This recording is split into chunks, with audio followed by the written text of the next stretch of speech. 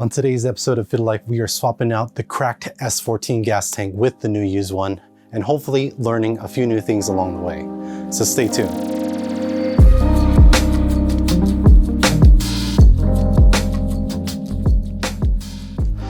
How's it everyone? Mike at Fit Life, and today's the day we swap out the old faded glory S14 gas tank. Unfortunately, a few episodes back when I was doing the fuel pump upgrade, I found out that the S14 gas tank had a major crack and a major leak. So unfortunately, this gas tank is not usable for the foreseeable future for now. But on the bright side, I did find a replacement gas tank on eBay, and it's in much better condition. It's much more solid, and that'll be going onto the project car. Now, before we even get started with swapping out the gas tank, you do need to drop the rear subframe. So I did an episode on that a few episodes back. And if you're interested in seeing how that is done for the S14, please check it out. The link is in the description down below. Before we go back in time and show you what I did on the car, I'll go give you a 5-cent tour of the S14 gas tank and just a few things to look forward to when you do the swap. So let's get to it.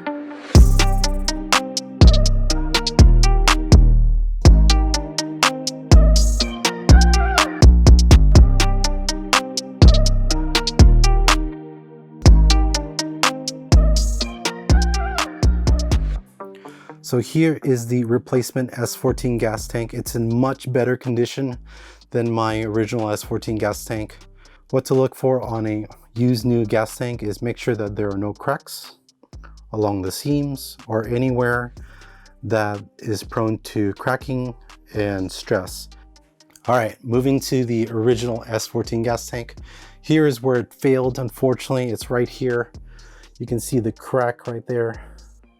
Such a sad situation, unfortunately, but it happened. And one of the main reasons that it did happen is there's a metal strap that goes around here, and this strap that holds the S14 gas tank puts a lot of strain and pressure on this side and eventually. But yeah, I think I have a solution that I'll be pointing out near the end of this vlog. So we'll get back to that, but let's head over to the lines of the gas tank. And starting with this one, this is the auxiliary vent line. That's the way I like to call it. I believe it just provides a way for bubbles or anything to escape to prevent any cavitation. And that's the line that you will see on the top of the fuel pump assembly. So if we move around here, these are the other two main lines. This is like the overflow drain line from where your fuel tank lid or gas tank cap lid area. And then of course, this is the huge humongo fuel tank filler neck. This is where all the gas goes through. Next to it are these two lines right here. Now this line is the feed line. So this is the feed line to the engine bay. So this is what goes out of the fuel tank. And then adjacent to that is the return line.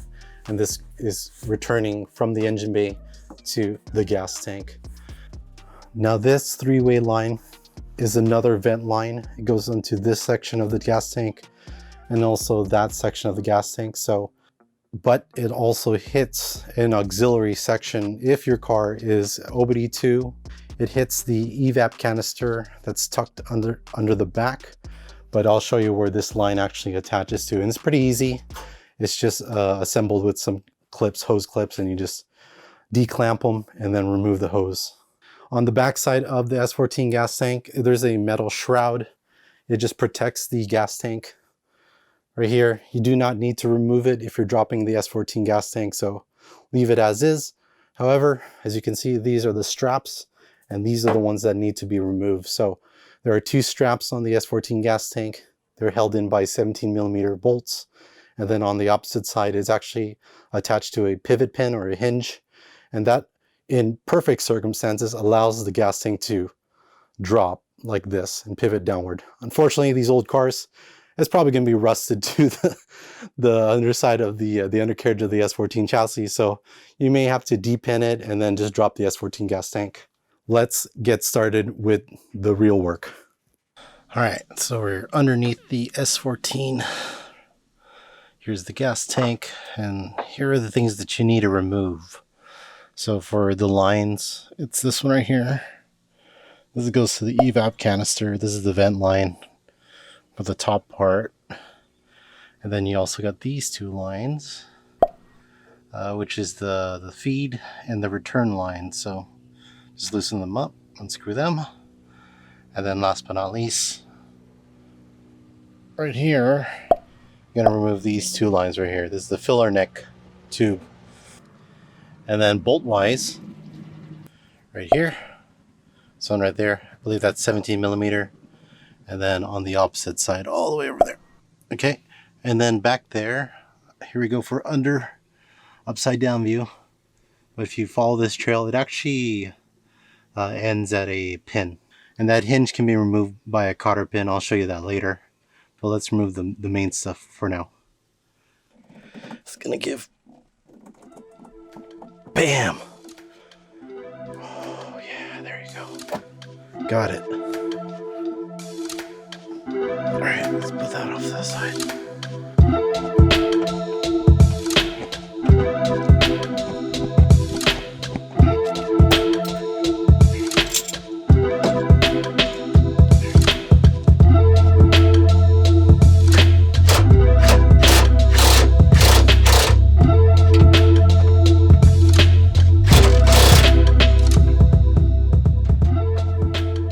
Alright, so the bolts are removed.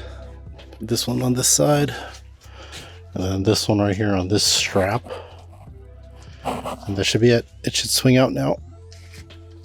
So change of plan, I'm going to remove this hinge. This is one of the straps on the driver's side or the left hand side.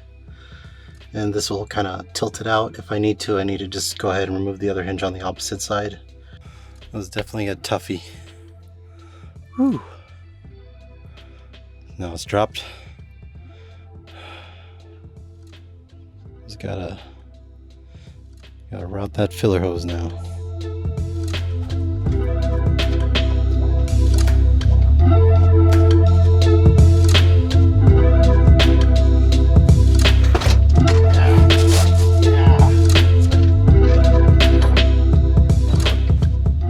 All right, so with the S14 fuel tank out, I did want to revisit my fuel pump wiring, reinforce my connections, and thankfully I have a set of helping hands.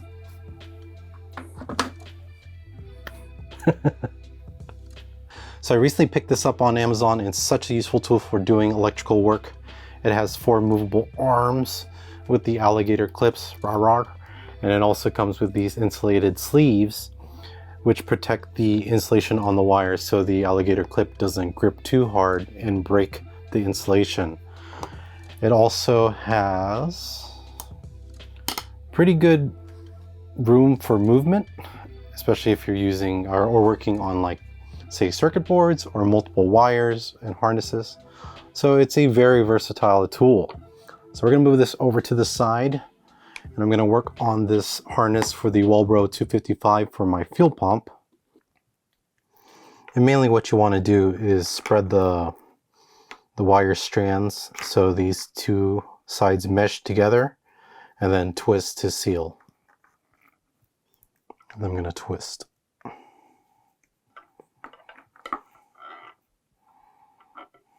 Okay, and this is where the helping hands definitely help out. Just like that. Just like that. And it stays still. That's the key thing. Nothing like flexes out and then pulls the wire and whatnot. The first thing we're going to do is apply some rosin paste flux. You can either do that by hand, but just make sure that you're wearing some PPE, protective equipment, or you can take some leftover heat shrink tube or even anything, just like a rod or a pin, and then just kind of brush it onto the joint. And then what we're going to do is we're going to heat up the joint by placing the soldering iron below. Make sure that your soldering iron's clean and tinned. It always helps. And it takes a few minutes to get this joint heated up, depending on the iron you're using. But you'll know when you're ready, when this thing starts melting onto the joint.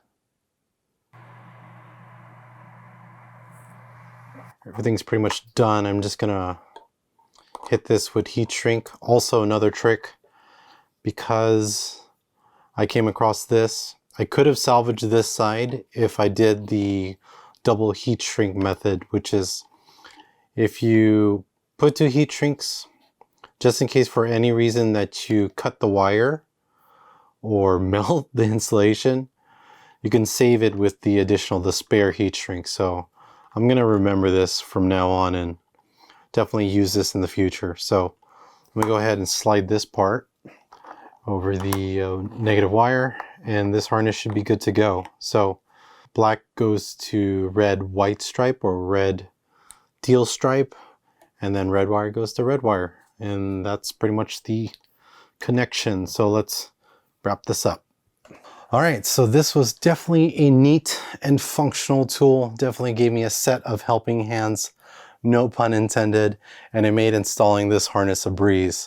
So if you're interested in picking something like this up, it's available on Amazon. I'll leave the product link in the description down below, and also the flux core that I used earlier. Now, just a little bit of a caution, a little precaution. When you're using this, make sure that these alligator clips are a little bit further away from the solder joint. Now, the solder joint, when you're soldering, it's a pretty hot spot, and that heat radiates outward. And if it does touch this metal alligator clip, it can generate enough heat to bite into the insulation, like I was explaining earlier when I had that issue with the old insulation. So just as an added precaution, just go ahead and space them out, and then you'll prevent issues like that happening in the future. So I'm gonna leave this, put it down. I think we're done with that. Get this harness installed on the S14 fuel pump, connect the Walbro 255 to the stock OEM head or the little cap, and then we should be able to move the whole fuel pump assembly into the new S14 fuel tank. We'll save that for tomorrow, and I'll see you then.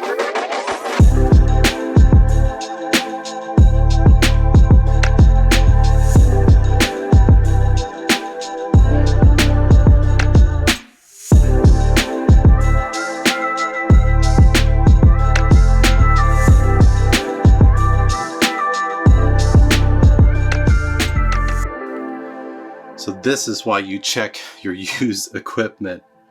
When I pull this fuel pump assembly out, it's in horrible condition. This assembly is shot. Even the insulation is just totally destroyed. Just a short waiting to happen. Good thing I check, and thankfully my original fuel pump assembly is in much better condition. So we're gonna have to ditch this one. So here are your choices. A non-cracked S14 gas tank with a super clapped out fuel pump assembly, or a cracked S14 gas tank with a fairly clean A-OK fuel pump assembly. Golly. So another thing I had to take care of was the float sensor assembly. I had to swap this out because this is the OBD I version, and you'll notice on the OBD I you get the 3-prong, and then on OBD 2, the 96 and up, it's 4-prong, so it's like a square. So the way that this float level assembly is installed, it shares the same bracket as the fuel pump assembly, and there's a tab or a tongue tab sticking out like around this area, and it's pointing out this way. So here are the 2 float level assemblies side by side. Yeah, it's super unfortunate that the new used tank that I purchased, but look at this fuel sending unit or fuel float level assembly. It looks so brand new.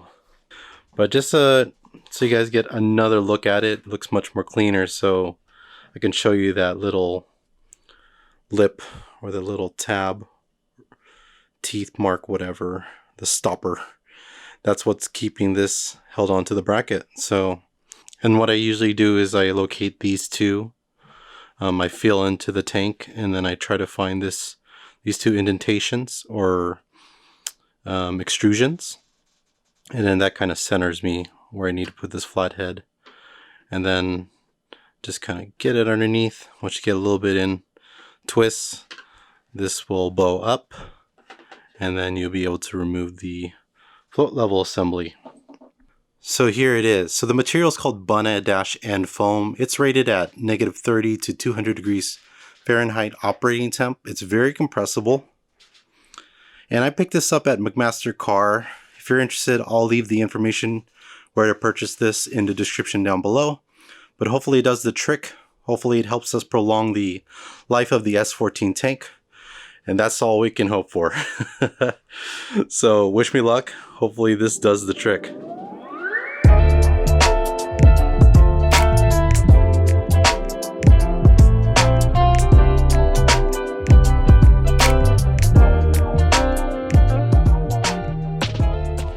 And that is a wrap. So the S14 gas tank is ready to be reinstalled onto the 240SX. Today's episode was jam-packed with a lot of great content. We covered the removal of the fuel tank assembly, also the float level sensor assembly and fuel pump assembly. So feel free to scrub through the timeline, see what you need out of this vlog, and hopefully you can take home some words of advice and some wisdom on your DIY S14 project, or if you own a 240SX out there. So hopefully today's content was useful, and if you did find today's content useful, don't forget to like, comment, and subscribe down below. I appreciate the support. Hit that bell for notifications. I'm Mike at Fiddle Life. Thank you all for watching, and I'll see you on the next episode of Fiddle Life. See ya.